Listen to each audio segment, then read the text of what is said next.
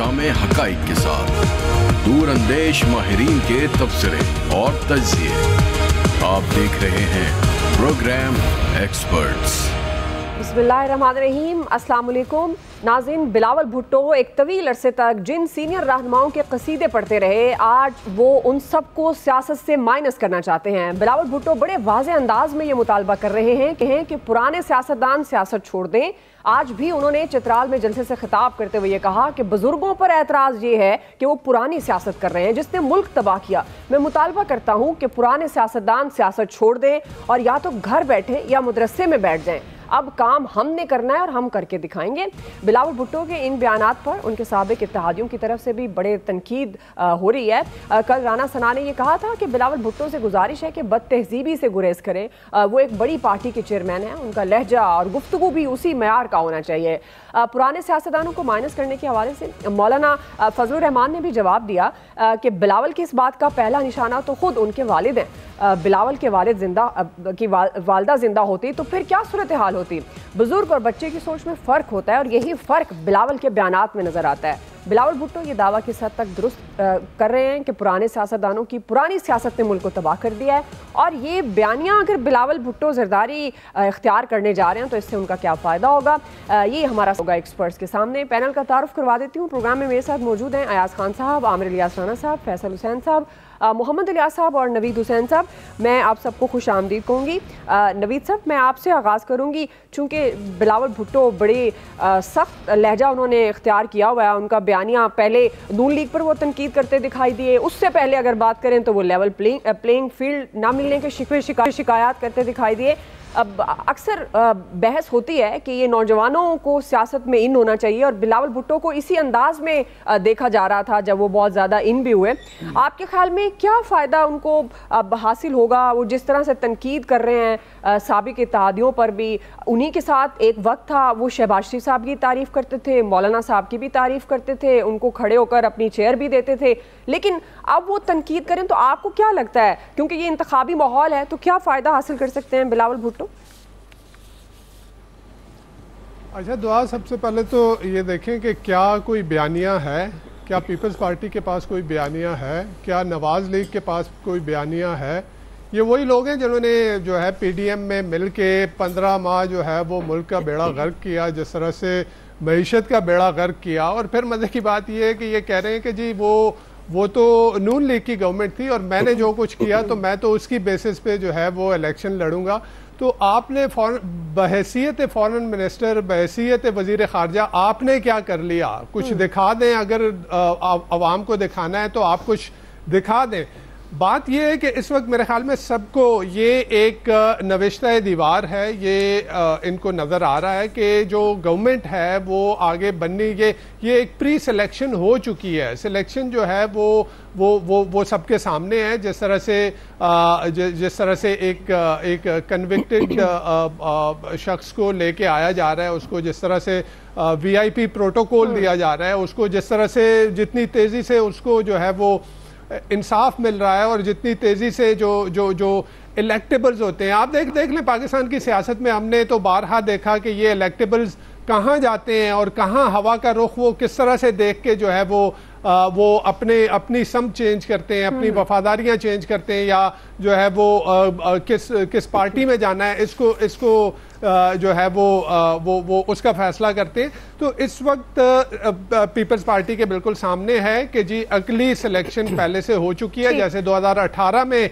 एक सिलेक्शन पहले से हो गई थी, और फिर जो इलेक्शन हुआ उसके नतीजे में जो कुछ सामने आया, तो अभी भी ये मेरे ख्याल में इलेक्शन को वो जो क्रेडिबिलिटी, मेरे ख्याल में इलेक्शन में क्रेडिबिलिटी का एक बहुत बड़ा फुकदान होगा, क्योंकि एक बहुत बड़ी जमात जो है उसका तंजीमी ढांचा तबाह कर दिया गया, उसके मेन जो लीडरान हैं वो अंदर हैं, उसके जो सेकंड टीयर के लीडर्स हैं उनकी वफादारियां तब्दील कर दी गई। तो अब ये सामने है कि इस इलेक्शन की क्या क्रेडिबिलिटी होगी, इसका अवाम इसको किस तरह से देखेगी। तो ये अब पीपल्स पार्टी जो है वो अपने सिंध को बचाने के लिए, अभी कल ही की बात है कि मखदूम अमीन फ़हीम के साहबजादे जो कि पीएमएलएन पीपल्स पार्टी के साबका एमएनए भी रहे, वो पेशन गोई कर रहे हैं, वो सरवरी जमात के जो है वो मजहबी पेशवा भी हैं, रूहानी पेशवा भी हैं, वो प्रिडिक्शन कर रहे हैं कि जी अगली गवर्नमेंट पीपल्स पार्टी और नून लीग मिल के बनाएगी। सही है जी। तो बात ये है कि ये अभी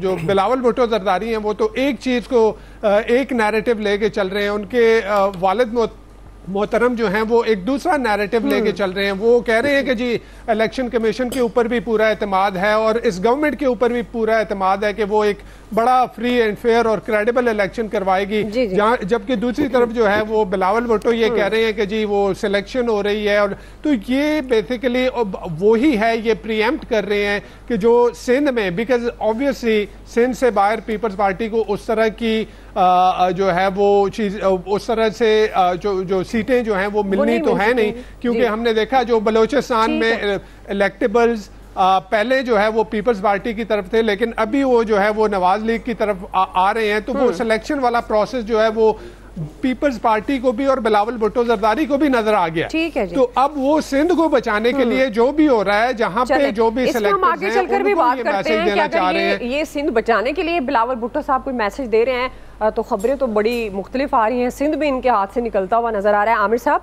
ये जो सिलेक्शन की बार बार बात करते हैं तो अब जाहिर है सोशल मीडिया पर आपको पता है खबरों का तूफान है, फेक खबरें भी हैं, उनमें कुछ सच्ची बात भी होती है और ज़्यादा झूठी चीज़ें होती हैं।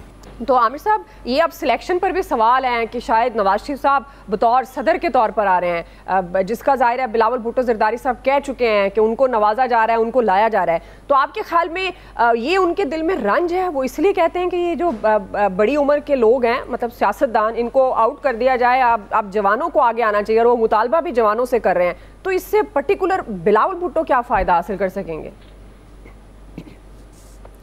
बिलावल भुट्टो ने फायदा हासिल किया हुआ है कि हमारे प्रोग्राम का पहला सेगमेंट ही बिलावल होता है। इससे ज्यादा आप और क्या चाहती हैं कि चित्राल में बोलें, वो एबटाबाद में अपने वालिद की रिटायरमेंट का लेटर लेके जाएं। आपने फैसल साहब को खुश कर दिया आज, क्योंकि अक्सर ये बात फैसल साहब करते थे। आज आप लगता है आप दोनों भाई सारी बातें करते हैं, मेरी सारी बातें करते हैं, इनको समझने में देर लगती है लेकिन सारी बातें करते हैं। फिर हम सेम पेज पे हुए ना। आज तो सुप्रीम कोर्ट में भी सेम पेज का जिक्र हो रहा था, तो हम भी सेम पेज पे हैं, क्योंकि वक्त आ गया कि सबको सेम पेज पे होना होगा, वरना फिर समझ लें, इधर उधर की बातें ना करें, सीधी सीधी बातें करें कि आप किधर खड़े हुए हैं। उन्होंने, चूंकि मौलाना फजलुर रहमान ने जवाब दिया था, तो आज उन्होंने बुजुर्गों के साथ ये भी कह दिया कि मदरसे में बैठ जाएं जाके। तो वो बराह रास्त जवाब था उनका मौलाना फजलुर रहमान को कल का, जो उन्होंने 2-3 दिन से वो सुन रहे थे बुजुर्गों में, और मौलाना फजलुर रहमान खामखा कूद पड़े। हालांकि 70 वाली दिहाई में वो नहीं पहुंचे अभी, वो अपने आप को नौजवान समझ सकते हैं। अगर आज इमरान खान नौजवान आदमी है जिसका नाम नहीं लिया जा रहा, लेकिन उसके लिए लेवल प्लेइंग फील्ड मांगी जाए और कहा जाए कि एक शख्स को नवाजा जा रहा है, भाई उस शख्स को 6 साल 5 साल पहले उसके साथ रगड़ा दिया गया, उसे कानून से मावरा सजाएं दी गई और उसकी पार्टी खड़ी थी, इलेक्शन जीती थी, उसको हराया था, रिजल्ट बदले थे, उस पर नहीं बोलते। लेवल प्लेइंग फील्ड एक ही आदमी के लिए मांगते हैं कि वो मकबूल है जी। तो जब पहले हुआ था तो उस वक्त बोलते, वो लिखते, बोलते, हमें भी नजर आते, तो हम सब उनकी बात करते कि जी ये वो लोग हैं जो पहले भी गलत को गलत कहते थे। आज लेकिन मोहब्बत जो है ना वो कहीं और है। वो जो बात कर रहे हैं ना 70-72 की, और वो बाहर, मैं तो पहले दिन से कह रहा हूँ कि एबटाबाद में उन्होंने ये बात की थी, तो उन्हें अपने वालिद साहब की रिटायरमेंट का सर्टिफिकेट सामने लाना चाहिए। कौन? तो उन्होंने तो बिलावल की ही रिटायरमेंट का ऐलान कर दिया कि इलेक्शन भी शफाफ होंगे और टाइम पे होंगे। तो ये तो घर में वो पहले तय कर लें। तो बचने जो हैं वही वजीर आजम बनेंगे, वहीं से सदर आएंगे। आप नवाज शरीफ को सदर बना रही हैं, तो क्यों मरियम नवाज को वजीर आजम क्यों नहीं बनना चाहिए? सोशल मीडिया से खबर लिया है। मैं भी यही कह रहा हूँ, क्यों नहीं मरियम नवाज वजीर आजम होंगी? वो उनके नाम पे काटे तो बहुत लोगों के नाम पे लगे थे और फिर सारे काबिल कबूल हुए। वो कहते हैं डिप्टी प्राइम मिनिस्टर होंगी। जो पार्टी जीतेगी, जो पार्टी बनेगी ना, जीतेगी, वजीर आजम तो उसका आना है। अब वो नून लीग जीत जाए, वो पीपल्स पार्टी जीत जाए, वो पीटीआई के खंबे जीत जाए, मतलब यही है ना एक बात। जी। तो ले आए, मतलब सियासत पे तो किसी की पाबंदी नहीं है ना। आपको अपने मुल्क के पैरामीटर में रह के सियासत करनी है, आपको अपने मुल्क की रियासत पे हमला नहीं करना। तो जो लोग हामी हो सकते हैं वो जरूर उनकी हिमायत करें, हमें उनके उस का रद्द-ए-अमल पे भी कोई मसला नहीं है, क्योंकि ये उनका भी राइट है। आज आप देखें एक वीडियो नवाज शरीफ साहब ने मरी वाली दी है, क्योंकि हम आज से 7 साल पहले आस्ताना में उनके साथ वॉक पे ही थे काज़ाकिस्तान के दारुल हुकूमत में, तो वहाँ पे भी उस वक्त लॉ एंड ऑर्डर की सिचुएशन पे वो बात कर रहे थे और यही बात उन्होंने कही थी कि मरी में हम इस तरह निकल जाया करते थे। ज़ाहिर है मियाँ साहब की मोहब्बत ने मरी को बिल्कुल नए रास्ते भी दिए, पतरियाटा भी बना के दिया, एक्सप्रेस वे दी, पहली जो बहुत छोटी सड़क होती टीज़ में उसको पहले चौड़ा किया गया था। पाकिस्तान के अंदर सियाहत में तो उन्होंने फ़रोग दिया। एक वो था जो ऑक्सफोर्ड से आगे जहाज़ पे फिरता था हेलीकॉप्टर पे, केपी में वो ढूंढता था कि मैं रात, वो कहते हैं ना ढूंढता हूँ मैं रात दिन, वही फुर्सत के पुराने दिन और वो सारे कह के, और कौन से बताएं उसने नए सियाहती मकाम बनाए केपी में। उसने जो एक झील थी उसके अंदर से गंद साफ करने के लिए 9.5 साल में क्या काम किया। वहां सड़क दे दी, वहां लोगों को कैसिक बना दिए, कुछ दे दिया जो ऐलानात करते थे, नहीं किया ना। यही वो बात है कि भाई किसी के पास भी बेचने को अगर है तो वो बता देना मंशूर और एजेंडा। जिसने 9.5 साल में सैकड़ों डैम बनाने थे उसने क्या कर दिया, उसका रिजल्ट दे दें मुझे। उसने 3.5 पौने 4 साल में फेडरल गवर्नमेंट में क्या कर दिया। आज चूरन बिका है अमरीकी साइफर पे, कारकर्दगी पे नहीं बिका। अगर कारकर्दगी पे आए तो फिर 1 2 3 कर लें सबकी। ठीक है अयाज साहब, फिर 1 2 3 में 1 कौन है, 2 कौन, 3 कौन आपके ख्याल में, और बिलावल क्या फ़ायदा हासिल कर सकते हैं। और वो ये जो कहते हैं कि नून लीग अब आई इंतकामी सियासत को मानती है और ख़ासतौर पर उन्होंने पीडीएम अपनी हुकूमत जो 16 माह की इत्तेहादी हुकूमत थी उसका भी उन्होंने कल भी हवाला दिया। उन्होंने यही कहा कि इन्होंने सामने फोकस रखा, ज़ाहिर है उनका इशारा नून लीग की तरफ था, इंतकाम की तरफ, इसलिए हम डिलीवर नहीं कर पाए। तो ये तासुर किस हद तक दुरुस्त है बिलावल भुट्टो का। और आपके ख्याल में अब ये कह रहे हैं कि जी बुजुर्ग सियासतदान घर बैठ जाएं तो कौन फिर सियासत करेगा हमारे मुल्क में। इंतकाम किससे लिया गया? अगर बिलावल इस पे एहतजाज कर रहे हैं तो वो तो एक बुजुर्ग जो जेल में बैठा हुआ है उसी तरफ इशारा हो सकता है ना कि उससे इंतकाम लिया नून लीग ने। उसके बाद एक बुजुर्ग वो हैं जिनको मदरसे में बैठने की वो तलकीन कर रहे हैं, एक बुजुर्ग वो हैं जो जिनकी वीडियो आई आज मरी में घूमते हुए, और एक वो उनके घर पे भी एक बुजुर्ग उनके घर पे बैठे हुए हैं। मुझे तो लगता है कि वो कहीं ना कहीं अपने वालिद साहब को भी सुना रहे हैं कि हुजूर तुसी भी रिटायरमेंट ला लो, मैं आ गया मैदान। वो उस बयान पे तो नहीं कह रहे इलेक्शन कमीशन पे जो जरदारी साहब ने दिया है, वो कभी लगता है गुड कॉप बैड कॉप, लेकिन कभी ये भी हो सकता है कि बिलावल साहब कोई चीज़, बिलावल साहब का मसला ये है ना कि पैसा अब्बाजी ने खर्च करना होता है। बिलावल साहब के पास पल्ले तो कुछ है नहीं ज़ाती तौर पे, क्योंकि अगर होता तो शायद वो अपने आप को खड़ा कर लेते कि जी ठीक है पार्टी को मैंने ही चलाना है, मैं ही हूँ इसका स्टेक होल्डर। लेकिन चूंकि पैसा वहाँ से लेना होता है इसलिए ये मजबूरी बन जाती है बिलावल साहब की। बाकी वो जो सिलेक्शन, अब बात ये बिल्कुल ठीक है, बात इलेक्टेबल से आगे चली गई है। अब सिलेक्टेबल्स की बात आ गई है, जो बात हो रही है ना जी जी, कि अब सिलेक्टेबल्स होंगे, सिलेक्ट करके भेजे जाएंगे कि जी ये फलां जगह से ये कैंडिडेट सिलेक्ट हो जाएगा, दैट्स इट। वो इलेक्टेबल्स का मामला नहीं होगा। वो जो तय कर लिया जाएगा कि जी ये चूंकि सिलेक्ट हो चुका है, इसके लिए जैसे टीम में सिलेक्शन हो जाती है वो ठीक होती है, गलत होती है। बिलावल की जो बात है, जिस कैंपेन पे निकले हुए हैं, जो पीपल्स पार्टी के कुछ सीनियर लीडर्स से बात हुई है, वो ये कहते हैं जी पीपल्स पार्टी ऑपोजिशन में बैठने की तैयारी कर रही है, हम गवर्नमेंट का हिस्सा नहीं बनना चाह रहे, हमने ये तय कर लिया कि हम ऑपोजिशन में बैठेंगे। अब मसला सिर्फ सिंध का है, वो नवेद साहब बिल्कुल ठीक कह रहे थे कि सिंध किसी तरीके से हाथ से ना निकले, सिंध में मजीद स्ट्रेंथ मिल जाए, वहाँ अपनी हुकूमत बन जाए और उसके बाद हम मरकज़ में ऑपोजिशन में बैठ जाएं और जहाँ जहाँ हमें मौका मिले। कुछ केपी की कैंपेन का मतलब ये है कि उनको वहाँ कुछ स्पेस नज़र आ रही है केपी में कि शायद वो जो PMLN के ख़िलाफ़ या JUIF के ख़िलाफ़ कोई लोगों का जो रिएक्शन है, और वो अगर PTI नहीं होती तो चले हमें वोट शायद मिल जाए। सबको हक है, कैंपेन करनी चाहिए, कोशिश करनी चाहिए, जहाँ उन्हें नज़र आए कि कहीं से हमारे कोई निकल सकती हैं सीटें, बिल्कुल उस पर फोकस करना चाहिए, ये बिलावल साहब का राइट है। लेकिन आप नवेद साहब से हिसाब नहीं मांगती कभी भी, मुझे हैरत होती है जी। वो हमेशा 15 माह की हुकूमत करार देते हैं। मुझे लगता है 1 महीना उसमें से इनके लिए बड़ा अच्छा गुजरा है, इसलिए इनको सिर्फ 15 महीने फील हुए हैं। नवेद साहब 16 महीने की हुकूमत थी और उसके असरात तो अभी तक हम भुगत रहे हैं, तो इसलिए आपकी मेहरबानी है वो अपने महीने ठीक कर लें, बाकी तो चीजें चलती रहेंगी, उसकी खैर। जी फैसल साहब, मौलाना ने तो जवाब दे दिया बिलावल को, वो कहते हैं उनका पहला निशाना तो खुद उनके वालिद हैं। सिर्फ उनके वालिद नहीं है, वालिद तो उनके 69 इयर्स के। अच्छा, एक सवाल ऐड कर दूं मैं आपकी इजाजत से फैसल साहब, कल आप कह रहे थे कि नौजवानों को माइनस नहीं किया जा, लगता है उन्होंने आपकी बात सुन ली है। वो कहते हैं कि बुजुर्गों को अब सियासत में ना, नौजवानों से भी उन्होंने मुतालबा किया कि नौजवानों को सामने आना चाहिए। लगता है उन्होंने आपकी बात सुनी है। मैं बताता हूँ, देखिए अगर बिलावल साहब के फार्मूले पर या इनके बयानी पे अमल दरामद हो जाए तो इनकी तो पार्टी फारिग हो जाएगी। जरदारी साहब समेत कायम अली शाह की उम्र 90 साल है, मुर्शीद शाह की 75 साल है, अजहर रब्बानी की 70 साल है, नैयर बुखारी की 70 साल है, फरतुल्लाह बाबर 77 साल, एतजाज हसन 78 साल, डॉक्टर आसिम हुसैन 70 साल, फरियाद तारपुल 65 साल, मुराद अली शाह 61 साल, यूसुफ रज़ा गिलानी 71 साल, अच्छा निसार खड़ो 73 साल, आगा सिराज दुरानी 70 साल, और फिर शाजिया मरी और ये शेरी रहमान वगैरह 70-80 साल की। नहीं बतानी आपने इस तरह भाई बंदा बाण जाती ना कर, देखा ना कितनी जाती है। यहाँ मेरा और रियाज साहब का इत्तेफाक है। दुआ की 25 साल। मैं सियासत में नहीं हूँ सर, इसलिए आप मेरी एज नहीं काउंट कर सकते। मैं सियासत में नहीं हूँ सर जी।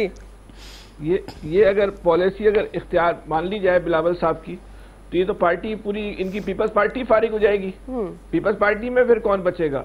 हम जो नौजवानों की जो बात कर रहे थे कि वो नौजवानों को एड्रेस नहीं कर रहे, मतलब नौजवानों की लीडरशिप का इशू नहीं है, नौजवानों की जो पार्टी में या पार्टी के मंशूर में जो नौजवानों की नफ्सियात है उसको लोग जो है ना वो एड्रेस कोई पार्टी नहीं कर रही। बाकी ये बिलावल साहब जो कह रहे हैं ना, अब ये जरदारी साहब को फारिग करना चाहते हैं या अपनी पार्टी के सारे अंकल्स को जो है वो फारिग करना चाहते हैं, अगर इनका यही नुक्ता जो तस्लीम हो गया तो पीपल्स पार्टी में तो फिर किसी ने जो है वो बचना ही नहीं है। पीपल्स पार्टी ने तो जाना है बिल्कुल फारिग, नई पूरी की पूरी जो है फिर नई लीडरशिप आ जाएगी। तो पहले तो पार्टी को फारिग कर दें, किसी और के लिए, किसी और ने तो नहीं करना, नवाज शरीफ साहब ने नहीं करना, किसी मदरसे वाले बाबा ने नहीं करना, किसी जेल वाले ने नहीं करना, ये तो बिलावल साहब नहीं करना है ना। तो आगाज करें, बिस्मिल्लाह पढ़े, ठीक, तो सबको A to Z सब लोगों को जो है वो फारिग कर दें तो बड़ा अच्छा। फिर देखते हैं फिर आगे मामला कैसे बढ़ते हैं, वरना फिर खाली बयान ही खिलाएगा ना, तो ये कोई बड़ी साइंस नहीं है। अगर बिलावल साहब अपनी बात पे डाटा साइंस है, समझते हैं कि वो जो कह रहे हैं दुरुस्त है जी, तो फिर सबसे पहले आगाज अपनी पार्टी से करते हैं। हाँ, बुजुर्गों पे एतराज नहीं है उन्हें फैसल, उन्हें बुजुर्ग के प्राइम मिनिस्टर बनने पे एतराज है सर। जी जी, इलियास के प्राइम मिनिस्टर बनने पे। हाँ जी।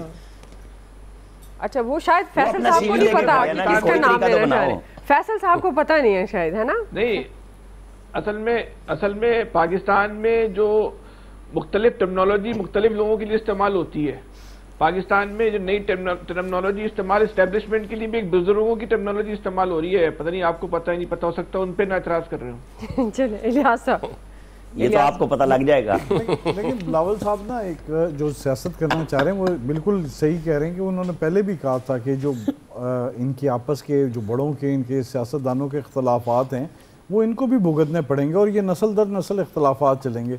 और जाहिर है अब बिल्कुल उन्होंने सही कहा कि बड़ों की जो सियासत है उसको माइनस करना चाहिए और नई सियासत को आगाज़ करना चाहिए नौजवानों का। तो बात जाहिर है बिल्कुल इनको ठीक है, लेकिन दो नौजवान सेम पेज पे अपनी पार्टी की तरफ उन्होंने नहीं देखा, लेकिन उन्होंने दूसरों की तरफ तनकीद की है कि जो सियासतदान बैठे हुए हैं उनको अब माइनस करना चाहिए और नई सियासत करनी चाहिए और इख्तलाफात बुलाने चाहिए। अब ये नहीं उन्होंने बताया कि जेल वाला नौजवान है कि वो भी बुजुर्ग हैं, अब ये इस पर क्लियर नहीं किया। जाहिर है उस उनकी जो बातें हैं उनसे बातों से पता चल रहा है, जैसे एयाज साहब ने भी कहा कि आमिर साहब भी कह रहे हैं कि बातों में उनके कुछ ये है कि उनको खुल के सियासत नहीं करने दी जा रही। उनको जाहिर है घर से ही कोई ऐसा है कि कुछ रिस्ट्रिक्शंस वगैरह लगाई जा रही हैं, वो चाह रहे हैं कि खुल के सियासत करें और जिस तरह वो काफ़ी अरसे से करना चाह रहे थे सियासत में, उनको उस तरह के रिजल्ट्स नहीं मिले। अब वो चाह रहे हैं कि बिल्कुल खुल के करें सियासत और बिल्कुल बढ़ के पूरे मुल्क में करें। जाहिर है वो कैंपेन पर निकलें और जाहिर है इस पर आज भी उन्होंने ऐलान किया कि जी वो इलेक्शन इधर से सब जगह से लड़ना चाहते हैं और ना सिर्फ सिंध में अपनी जो है अपनी वो हुकूमत कायम रखना चाहते हैं, बल्कि दूसरे जगहों पर भी केपी में, बलूचिस्तान में, पंजाब में भी सीटें नशिस्तें हासिल करना चाहते हैं ताकि उनकी प्रेजेंस हर जगह रहे और ताकि अगले इलेक्शन में वो पीपल्स पार्टी का भी कोई किरदार हो हुकूमत साजी में। वगरना तो वो सारे यही है कि अपोजिशन में बैठने के लिए तैयार रहेंगे। उन्होंने बिल्कुल इसलिए चाह रहे हैं कि बिल्कुल अगले इलेक्शन में उनका कोई ना कोई हो और उनका सबसे बड़ा हदफ इस टाइम मुस्लिम लीग नून है जिसको वो गिराना चाहते हैं। ठीक है जी, अब देखते हैं उनके अपने हदफ को कितना गिरा सकते हैं या नहीं गिरा सकते। बहरहाल इसी सवाल के दौरान बहुत सारे एक्सपर्ट्स जिनकी ये राय थी कि सिंध में बचाने के लिए अपनी हुकूमत बिलावल भुट्टो जरदारी साहब इस तरह का बयानिया इख्तियार किए हैं, तो हम इसी मुनासबत से ये दूसरा बड़ा सवाल करने जा रहे हैं कि MKM और नून लीग सिंध से पीपल्स पार्टी को माइनस करने में कामयाब होगी या नहीं। राय लेंगे ब्रेक के बाद। नाज़रीन, पीपल्स पार्टी गुज़श्ता 15 साल से सिंध पर हुकूमत कर रही है। मुतअद्दिद बार उसको चैलेंज करने की कोशिशें होती रही, लेकिन कोई भी जमात ऐसा करने में कामयाब नहीं हुई। इस बार नून लीग और MKM इत्तेहाद ने पीपल्स पार्टी को चैलेंज करने का फैसला किया है। आज कराची में MKM और PMLN के रहनुमाओं की मुलाकात हुई, जिसके बाद नून लीगी रहनुमा निहाल हाशमी ने यह दावा किया कि इस बार सिंध में अपना वज़ीर आला लाएंगे। हमारे इत्तेहाद का मकसद करप्शन के खिलाफ सिंध के लोगों की आवाज़ बनना है। जबकि MKM के रहनुमा अमीनुल हक साहब ने यह फरमाया कि पीपल्स पार्टी ने सिंध को बर्बाद किया है। हमारी नून लीग से अच्छी अंडरस्टैंडिंग है। 8 फरवरी के इलेक्शन में मुश्तरका हिकमत अमली हम तय कर रहे हैं। अमीनुल हक ने यह भी दावा किया कि नवाज शरीफ के इकोनॉमी विज़न और जो शहबाज शरीफ की जो स्पीड है वो सिंध के लोगों के लिए लाएंगे।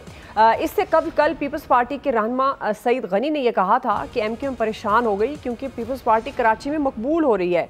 MKM शहर पर कब्जा करना चाहती है, जो नहीं होगा। सवाल ये होगा कि क्या नून लीग और MKM मिलकर पीपल्स पार्टी के लिए खतरा साबित हो सकते हैं। फैसल साहब, मैं आगाज़ करूंगी, चूँकि 15 साल से हुकूमत कर रही है पीपल्स पार्टी और अब नून लीग कह रही है कि वज़ीर आला हम अपना लाएंगे, MKM भी उनके साथ है, तो क्या आपको लगता है वाकई ये इत्तेहाद पीपल्स पार्टी को सिंध में माइनस कर सकता है? और ख़ास तौर पर CM के लिए उन्होंने कहा जी नून लीग का CM होगा, मतलब इत्तेहादी होंगे MKM के साथ। फैसल साहब, देखिए, आप कोई बहुत ही ज़ाहिरी सूरत हाल में तो नज़र नहीं आता। ज़ाहिरी सूरत हाल में देखिए, पंजाब की और कराची की सूरत हाल में बहुत फ़र्क है। और इलेक्शन की जो जीतने की जो अज़ाय तरकीबी होती है, जिसमें चाहे आपके साथ इस्टेब्लिशमेंट की कितनी भी मदद हो, लेकिन कुछ ना कुछ आपको खुद भी कुछ करना पड़ता है ना। पंजाब में आप बहुत सारी चीज़ें, जितनी भी इस्टेब्लिशमेंट नून लीग की हिमायत कर रही हो, लेकिन बहरहाल नून लीग का तो एक वोट बैंक पंजाब में मौजूद है, बहुत ज़्यादा ना सही, लेकिन एक असरअंगेज वोट बैंक तो मौजूद है। वहाँ माइनस प्लस करके तो आप नून लीग को आगे ला सकते हैं। लेकिन कराची की सूरत-ए-हाल जो है वो बहुत मुख्तलिफ है। MKM की अब वो पोजीशन नहीं है जो माजी में हुआ करती थी। नून लीग का कराची में कौन सा जो है वो वोट बैंक है कि अब या MKM का लाहौर में कौन सा वोट बैंक है? इनका इतिहाद का तो ऐसी कोई असरअंगेजी जो है वो नज़र नहीं आती। बाकी जहाँ तक पीपल्स पार्टी का ताल्लुक है, पीपल्स पार्टी इनके तो MKM की असल जो ताकत हुआ करती थी माजी में, उसका ऑर्गेनाइजेशन स्ट्रक्चर था और वो उसके मसल थे। वो मसल इतने ताकतवर थे जिससे आप इलेक्शन जीतना जो है ना वो बड़ी से बड़ी कुव्वत के लिए भी जो है वो बहुत मुश्किल हुआ करता था। कभी इस हवाले से आपको आइंदा प्रोग्राम में तफसीलात बताएंगे, जो आपका मौजू नहीं, लेकिन वो मसल MKM का भी बहुत जो है वो कमजोर हो रहे हैं। फिर पीपल्स पार्टी उनके लोगों को तोड़ रही है। आप उनको अब कहते हैं कि हमारा कचरा साफ हो रहा है, हमारी गंदगी साफ हो रही है। भाई कचरा था, गंदगी थी, तो आपने उसको MP का टिकट देकर जो है इलेक्शन जितवा कर जो है शहर पे क्यों मसलत करके कचरे को रखा हुआ था? तो बहरहाल ये इस वक्त जो पंजाब में नून लीग के लिए हो सकता है कि सूरत-ए-हाल आसान हो, लेकिन कराची की सूरत-ए-हाल अभी कराची ओपन है जी, इसको आसान लफ्जों में आप समझे, इस वक्त कराची जो है ना कम से कम ओपन है। अभी इसके बारे में इस वक्त कोई पेशगोई नहीं कर सकते। ओके जी, आमिर साहब, है कि कोई मजा हो जाए। ठीक है जी, ठीक है। आमिर साहब, ये जिन मसल्स की बात कर रहे हैं ना, जब असल मसल्स दिखाए जाते हैं तो ये बाइकाट भी कर जाते थे भरपूर मसल्स के साथ। अच्छा। कितनी औकात थी सारे मसल्स की, ये बात आप समझ लें। जी जी। इसमें कोई शक नहीं कि पीपल्स पार्टी ही सिंध में जीतेगी। ये मुकाबला जरूर बनेगा, दिखाया भी जाएगा, बनाया भी जाएगा, कोशिश भी हो रही है। पीर पगाड़ा के बेटे राशिद शाह जो हैं वो नून लीग के टिकट पे इलेक्शन लड़ेंगे, कोई वो ऐसी बात नहीं है। चीज़ें ठीक ठाक किस्म की आएंगी, अभी आ रही हैं। आपको चारों सूबों से ये आवाज़ें आ रही हैं कि चेंज एक आ रही है। लोग बहुत पीछे हटे थे PMLN के लिए, बहुत लोगों ने कराची से भी टिकटें मांगी हैं, उन्होंने दरखास्तें दी हैं। सिर्फ ये नहीं है कि दरखास्त दे दी है या उस तरह का होगा, एक हवा बन रही है, वो बनाई भी जाएगी कि इलेक्शन आपको सिंध में होता हुआ नजर आए। लेकिन पीपल्स पार्टी को आप नहीं हरा सकते। पहली बात तो ये है कि वहाँ पे उन्होंने बहुत कम गुंजाइश छोड़ी है कि अंदरूने सिंध में आप 5, 7, 10 कैंडिडेट 15 उठा लेंगे, बड़े कैंडिडेट कि जी जिनको पहले वोट मिले थे। क्योंकि बशीर मेमन और ये सारे लोग जो मिलके कर रहे हैं काम, वो यही है कि जो पीपल्स पार्टी मुखालिफ है, PTI का शहरी सिंध में वोट मौजूद है, लेकिन वो इनके साथ नहीं बैठेगा। वो जैसे इलेक्शन लड़ेगा वो आपको और हमारे सामने आएगा तो वो तो तीसरा फ्रीक हो जाएगा ना कि उन्होंने अलग से लड़ना है। ये जो इत्तेहाद कर रहे हैं JUI का, बिल्कुल पूरे अंदरूनी सिंध में ठीक ठाक मौलाना फजल रहमान के जलसे होते हैं हमेशा, वो वोट भी कैंडिडेट लेते हैं। लेकिन अगर ये पंजाबी आबादकार, पीर पगाड़ा, GDA, मतलब वही है ना, ये फहमीदा मिर्जा और जुल्फकार मिर्जा, ये सारे लोग मिलेंगे तो एक तासुर बनेगा इलेक्शन का। लेकिन आज इसके साथ आप ये भी देखें, सुप्रीम कोर्ट में भी एक बड़ी पेशरफ्त हुई है। नॉर्मली नहीं हुआ करती कि जिनके खिलाफ एक्शन हो रहा हो तो वो लोग या तो रिजाइन कर जाते हैं। मज़ाहिर अकबर नकवी जो चीफ जस्टिस हैं सुप्रीम कोर्ट के, खुद वो केस भी कंटेस्ट कर रहे हैं और सुप्रीम जुडिशल काउंसिल ने आज उनको दूसरा शोकाज नोटिस दिया 4-1 से। पहले जब उनको शोकाज हुआ था वो 3-2 से हुआ था। ये एक बड़ी पेशरफ्त उधर भी आ रही है कि एहतसाब का निजाम उधर आ रहा है। तो मेरी तो बड़ी क्लियर चीफ जस्टिस साहब से है कि जहां उन्होंने पार्लियामेंट के इस इख्तियार को माना कि वो 3 रुकनी बेंच करेगा, इनको इस इख्तियार को भी सरेंडर करना होगा कि हमारी चिटों पे जज बने। इन्हें चाहे पार्लियामेंट से कवानीन बनवाएं या पब्लिक करेंगे जी, जो वकील आना चाहता है, जो जज आना चाहता है, पब्लिक से राय ली जाए। ये बिल्कुल नहीं होना चाहिए कि आप सरकारी मुलाजिम की भर्ती पे तो क्वेश्चन उठाएं कि इश्तिहार दें और जजेस के ऊपर कोई बंदा चूं चरा ना करे। ये पब्लिक से राय ली जानी चाहिए। ठीक जी आयास, देखिए ओवरऑल सिंध में पीपल्स पार्टी का कंट्रोल है, इसमें कोई शुबा नहीं है। कराची में जब सपोर्ट मिल गई तो उन्होंने मेयर भी बनवा लिया।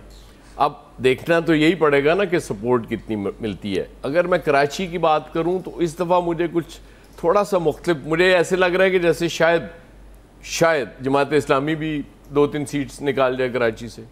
अच्छा, मामला वही है कि जब आप PTI को नहीं लड़ने देंगे, PTI बिल्कुल नहीं होगी मैदान में, फिर चीज़ें डिफरेंट होंगी। अगर PTI के कैंडिडेट्स आ जाते हैं तो जाहिर है फिर हालात वो नहीं होंगे जो बज़ाहिर नज़र आ रहे हैं। इत्तेहाद पहले भी बनते रहे हैं पीपल्स पार्टी के खिलाफ सिंध में, एक और नया इत्तेहाद बन रहा है और PMLN की सिंध में तो जाहिर है कितना एक असर रसूख है नहीं है, वो डिपेंड कर रहे होंगे GDA पे, इनके उसके बाद ये जो फजल रहमान साहब की वो उस पे हैं वोट पे। अच्छा, इन पार्टियों का मसला ये है कि इनके जलसे तो बहुत बड़े हो जाते हैं, ये स्पेशली मजहबी जमातें जो हैं जी। लेकिन जब वोट डालने का वक्त आता है तो फिर गड़बड़ हो जाती है। वो एक बड़ा मशहूर हुआ था ना, वो पीर पगाड़ा साहब जब हो रहा तो उन्होंने कहा था जान सही आपके लिए, वोट बेनज़ीर के लिए। मतलब वो ये भी सिचुएशन बनती है सिंध में, क्योंकि सिंधी वो ज़ाहिर रिलेट करता है खुद को भुट्टो ख़ानदान के साथ। उनको लगता है कि जी भुट्टो ख़ानदान के चूँकि शोहदा हैं इसलिए वो अपनी ड्यूटी समझ के भी वोट पीपल्स पार्टी को डाल रहे होते हैं। मसला सिर्फ कराची और हैदराबाद का रह जाता है। बिल्कुल ठीक बात है फैसल की कि एक वक्त था जब MQM ज़ाहिर ऑल पावरफुल थी वहाँ, और ये भी होता था वहाँ कि वोट डालने नहीं दिया जाता था, किसी और को डालना होता था। वो भी वक्त था। शनाख्ती कार्ड भी लोगों के लिए जाते थे, वो वोट डालने के बाद उनको वापस मिलते थे, ये भी होता था। जाहिर है उसमें कोई एक फैक्टर नहीं था। लेकिन MQM अब वो वाली MQM नहीं है, ये MQM पाकिस्तान है। इसलिए बहुत मुश्किल है कि MQM वहाँ से कोई इतना बड़ा अपसेट कर सके और PMLN और शायद 3 जमातें और भी आ जाए और कर सके। MQM इस पोजीशन में नहीं है। देखिए सूरत हाल है, पीपल्स पार्टी ये चाहती है कि इत्तेहाद बनाए और अपनी बका उधर अपनी उसकी मस्त है, क्योंकि अंदरून सिंध में तो उनको कोई मसला नहीं है, उनकी क्योंकि उनके अरसा दराज से वोटर्स चले आ रहे हैं और वो यानी कि जो पीपल्स पार्टी के उधर जो हैं कारकुन हैं वो नस्ल दर नस्ल उनको ही वोट देते रहे। वो समझते हैं, अपना फ़र्ज समझते हैं। आप देख लें इधर कराची में हो जाता है, हैदराबाद में हो जाता है तो सीटें, तो ज़ाहिर इन सीटों पर बड़ी से कौमी असम्बली की नशिस्तों पर भरपूर तरीके से कोशिश की जा रही है। मुस्लिम लीग नून है, उन्होंने मियाँ शहबाज शरीफ साहब ने लास्ट टाइम जो सीट का किया था उसमें, तो उस सूरत हाल पर मुस्लिम लीग नून समझती है कि हमारे उधर कारकुन हैं, उधर सीटें हैं और सिंध में हम इस दफ़ा टफ टाइम देंगे, उधर कोशिश कर रहे हैं। इसलिए उन्होंने इत्तेहाद भी MQM से बनाया ताकि जो इत्तेहाद है, क्योंकि MQM की उधर एक बड़ी अरसा गवर्नमेंट भी रही है और उन्होंने काम भी किया, तो इस सूरत हाल की वजह से वो चाह रहे हैं कि वो कुछ करें इस वक्त, क्योंकि उनको मैदान साफ नज़र आ रहा है कि PTI की इतना ज़ोर नहीं होगा। लेकिन ये उनकी अभी है कि उनको कारकुनों को देखते हैं कि वो कारकुनों को निकाल भी सकेंगे कि नहीं निकाल सकेंगे। और ये भी है कि अभी MQM से जो मुआहदे हुए अब इसके पीछे जो है कि MQM उस तरह मुतहरक होगी कि नहीं हो सकी, क्योंकि अभी जो MQM के जो कारकुन हैं उनमें काफ़ी जो पाई जाती हैं चीज़ें कि MQM के जो दफातर बंद किए वो किसकी इनकी गवर्नमेंट में बंद हुए, तो भी ये काफ़ी चीज़ें हैं जिनको लेके चलना पड़ेगा। अभी फैक्टर्स हैं जिनको मनाना पड़ेगा कारकुनों को। अब ये लीडर मना सकेंगे कि नहीं मना सकेंगे, नवीद साहब भी एक सवाल। ठीक है जी, नवीद साहब आपको लगता है ये इत्तेहाद नून लीग MQM और भी 2-3 छोटी जमातें अगर मिल जाती हैं, बड़ी जमातें, तो क्या पीपल्स पार्टी माइनस हो सकती है सिंध में, खास तौर पर CM जो कह रहे हैं कि हमारा होगा वजीर आला? मेरे ख्याल में CM की जो बात कर रहे हैं ये तो नामुमकिनात में से है, मैं ये कहूँगा, बिकॉज सिंध में गवर्नमेंट बनेगी वो सिर्फ कराची से नहीं बनेगी, वो पूरे सिंध में होगी। और पूरे सिंध में जो है, जैसे पहले खान साहब ने कहा और फैसल ने कहा, काफ़ी पीपल्स पार्टी के अलावा कोई उनके पास ऑप्शन नहीं है अंदरून सिंध में। और उसके अलावा MQM कितना बड़ा चैलेंज क्रिएट कर सकती है। नून लीग का कोई वोट बैंक नहीं है बशमूल कराची के।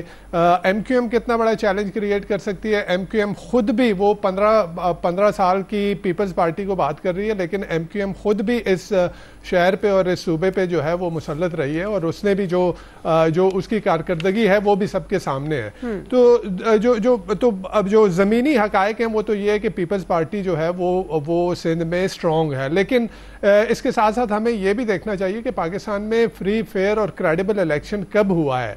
70 में एक दफ़ा हुआ था और उसका नतीजा हमने देख लिया था। उसके बाद जब भी मौका आता है तो एक सिलेक्शन होती है, और उस सिलेक्शन को क्रेडिबिलिटी देने के लिए जो है वो इलेक्शन करवाया जाता है। तो यहाँ पे एक सिलेक्शन जो है वो, तो हमने इससे पहले भी सिंध में देखा, अरबाब गुलाम रहीम भी जो है वो भी चीफ मिनिस्टर रहे। तो ये जहन में रखना चाहिए। दूसरी बात, हम ये देख लें कि हमने माजी में भी ये देखा कि जिस तरह के अलायंसेस बने, यही अलायंसेस अब वो एक सिलेक्टेड जो है एक जमात होती है, और उस सिलेक्टेड जमात का जो प्राइम मिनिस्टर आता है, तो वो अगर अपने आप को प्राइम मिनिस्टर समझने लगता है तो फिर उसके साथ वो होता है जो कि भुट्टो के साथ PNA उसके खिलाफ बना के किया गया था, जो बेनज़ीर के खिलाफ इस्लामी जमहूरी इत्तेहाद बना के किया गया था, और जो इमरान खान साहब के खिलाफ जो है वो PDM बना के किया गया था। तो एक